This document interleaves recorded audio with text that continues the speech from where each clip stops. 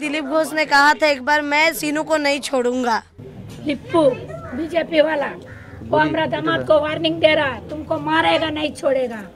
मेरा लड़का को भी वार्निंग आ रहा, मारेगा नहीं छोड़ेगा, बोलता नहीं छोड़ेगा तुमको। अभी तक कब दिया ये आज सुबह हुआ। এবার সরাসরি বিজেপির রাজ্য সভাপতি তথা খড়গপুরের বিধায়ক দিলীপ ঘোষের দিকে অভিযোগের আঙুল তুলল শ্রীনু নাইডুর পরিবার, যার জেরে শ্রীনু খুন ঘিরে রাজনৈতিক চর্চা আগামী দিনে আরো জোরালো হওয়ার ইঙ্গিত। কারণ বিজেপিও অভিযোগের পাল্টা হুঁশিয়ারি ছুড়ে দিয়েছে। শ্রীনুর মা এত কিছু বলার পরে 4 দিন লাগলো দিলীপ ঘোষের নাম বলতে।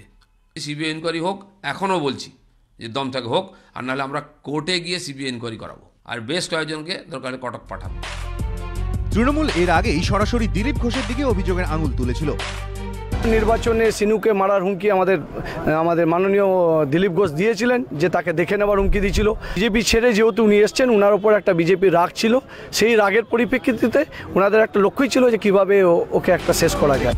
পাল্টা চ্যালেঞ্জ ছুড়ে দিয়েছেন দিলীপ ঘোষও। ওখানকার চেয়ারম্যান আমার নাম নিচ্ছে, আমি তার নামে মানহানি মামলা করব। কি অধিকারে কি প্রমাণে করেছে এটা বলতে পারে। শ্রীনু হত্যার নেপথ্যে রাজনৈতিক যোগের জল্পনা আরো জোরালো হয়েছে শুক্রবার পশ্চিম মেদিনীপুরের পুলিশ সুপারের সাংবাদিক বৈঠকের পর। যারা অ্যারেস্ট হয়েছে তাদের কোনো পলিটিক্যাল ইনভলভমেন্ট তাদের কারণে? এটা আমি এই মুহূর্তে বলছি না, তদন্তর স্বার্থে বলছি না, আপনারা আস্তে আস্তে জানতে পারবেন। আমি এইটুকু বলতে পারি যে ঘটনার পেছনে বড় বড় মাথা আছে। পুলিশ দাবি করছে শ্রীনু হত্যায় শনিবার ফ্রান্সিস গ্রেপ্তার হওয়ার পর এক মাথার হদিশ মিলেছে। কে সেই মাথা?